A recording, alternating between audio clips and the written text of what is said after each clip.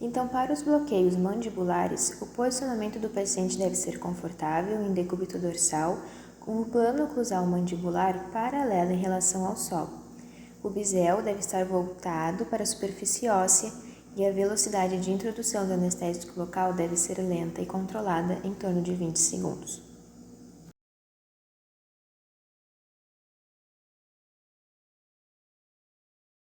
Então, para o bloqueio do nervo alveolar inferior, utiliza-se uma agulha longa de calibre 25. Afasta-se a parede jugal do paciente e observa-se a prega pterygomandibular, que está sendo mostrada no vídeo. Outra estrutura que precisa ser analisada é a palpação do bordo anterior do ramo ascendente mandibular. Depois de observar a prega e palpar o ramo, nós vamos traçar uma bissetriz entre o ramo e a prega. A seringa, então, ancorada na comissura contralateral, vai direcionar a agulha no seu ponto de introdução, que é mais interior da bissetriz e em um ponto equidistante dos planos oclusais. Injeta-se, então, a agulha 20 mm e dispensa-se 2/3 do tubete. Para a anestesia do nervo lingual, nós não retiramos totalmente a agulha no final do bloqueio do nervo alveolar inferior, mas deixamos em torno de 1 centímetro no interior do tecido. Volto a seringa para a linha média do paciente e injeto o restante do tubete, 1/3. As áreas anestesiadas com bloqueio do nervo DI é a polpa dentária, ligamento periodontal, cortical óssea, vestibular e lingual, periósteo lingual, osso alveolar, do terceiro molar ao incisivo central inferior do lado correspondente, mais as regiões inervadas pelo nervo mentoniano. As áreas inervadas com bloqueio do nervo lingual é o periósteo e mucosa lingual, do terceiro molar ao incisivo central inferior, mucosa e músculo dos 2/3 anteriores da língua, a glândula sublingual e submandibular, a mucosa do sulco gengivolingual e também o assoalho da boca.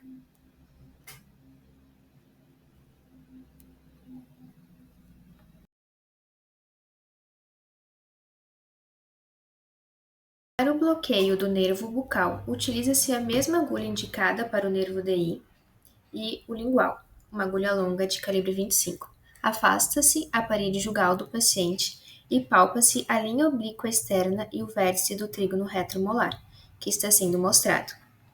A seringa, então, paralela ao plano oclusal inferior ou apoiada no plano oclusal superior, direciona a agulha para o seu ponto de introdução, que é junto à linha oblíqua e na vestibular do último molar. A profundidade de inserção da agulha é 2 mm e deposita-se 1/8 do tubete. As áreas anestesiadas são o periósteo e mucosa vestibular do terceiro molar ao segundo pré-molar e o músculo bucinador e a porção inferior da mucosa jugal.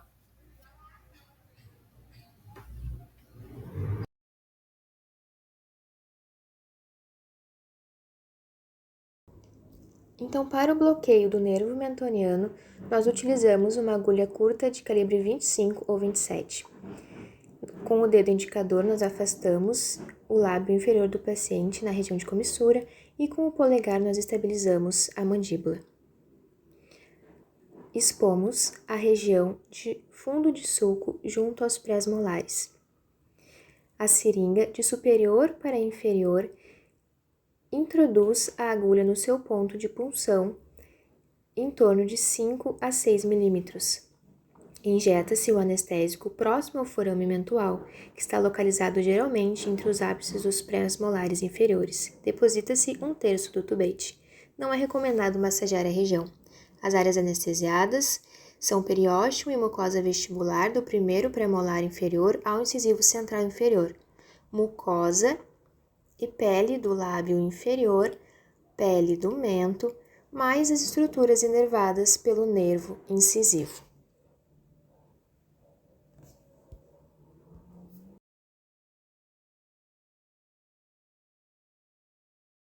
Então, para os bloqueios maxilares, o posicionamento do paciente deve ser confortável, em decúbito dorsal, e o plano oclusal maxilar deve estar em um ângulo de 45 graus em relação ao solo. O bisel deve estar voltado para a superfície da cortical óssea e a velocidade de introdução do anestésico local deve ser lenta e controlada.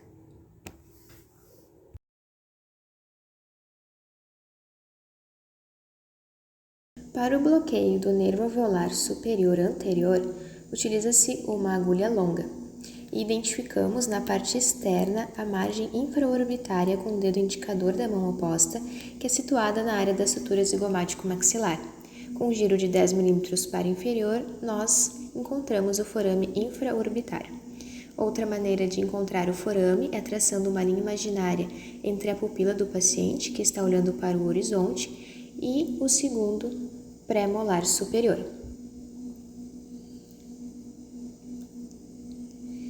Com o forame, então, localizado, nós afastamos o lábio superior e expomos a região de fundo de sulco na região dos pré-molares superiores. O trajeto da seringa é de inferior para superior, com o toque da seringa no lábio inferior. Esta é paralela ao longo eixo dos dentes, na altura do segundo pré-molar superior. A agulha deve estar distante da superfície óssea para que passe pela bossa canina sem resistência. A profundidade de inserção é de 15 a 20 mm, sempre mantendo a margem de segurança. Deposita-se 2/3 do tubete. As estruturas anatômicas anestesiadas são polpa, ligamento periodontal, osso alveolar, cortical vestibular e palatina, periósteo e mucosa vestibular do canino ao incisivo central superior do lado correspondente. Pela difusão anestésica, também podem estar envolvidas áreas sensibilizadas pelo nervo infraorbitário, como a asa do nariz, lábio superior e pálpebra inferior.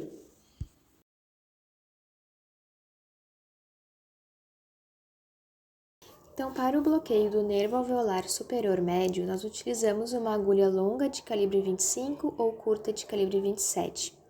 Nós afastamos a região jugal com o dedo indicador para expor a região de fundo de sulco dos pré-molares superiores, onde é a nossa área de punção.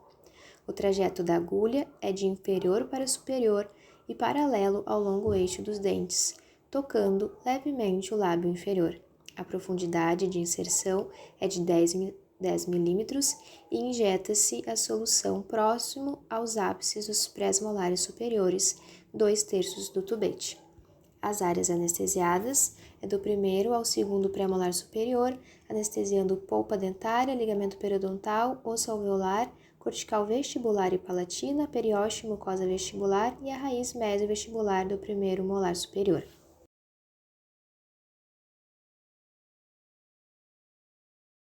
Para o bloqueio do nervo alveolar superior posterior, utiliza-se uma agulha curta de calibre 25 a 27.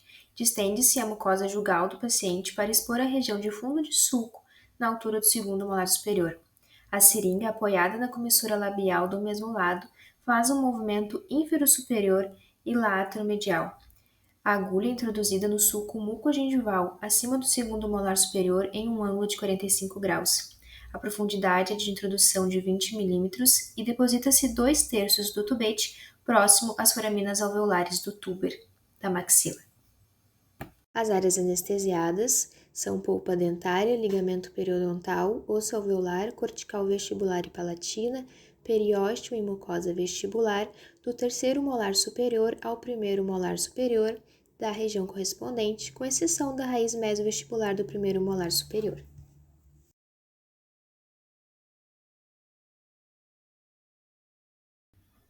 As técnicas para o palato precisam de uma abertura bucal maior e uma extensão do pescoço do paciente, o qual precisa elevar o queixo.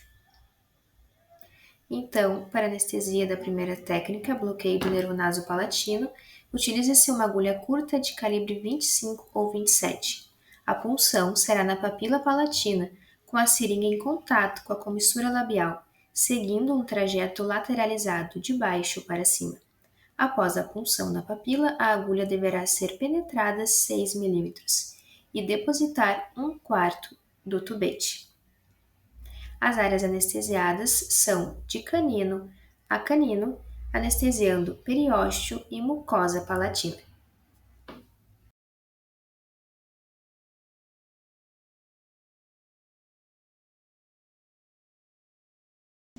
Para o bloqueio do nervo palatino maior, nós vamos utilizar uma agulha curta.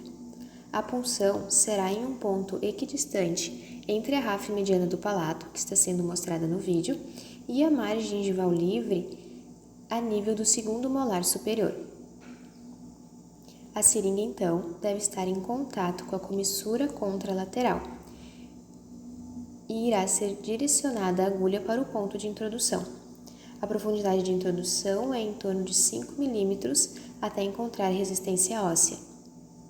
A quantidade de anestésico utilizada é até obter isquemia ou, no máximo, 1/4 do tubete. As estruturas anatômicas anestesiadas é do primeiro premolar ao terceiro molar, anestesiando periósteo palatino e mucosa palatina.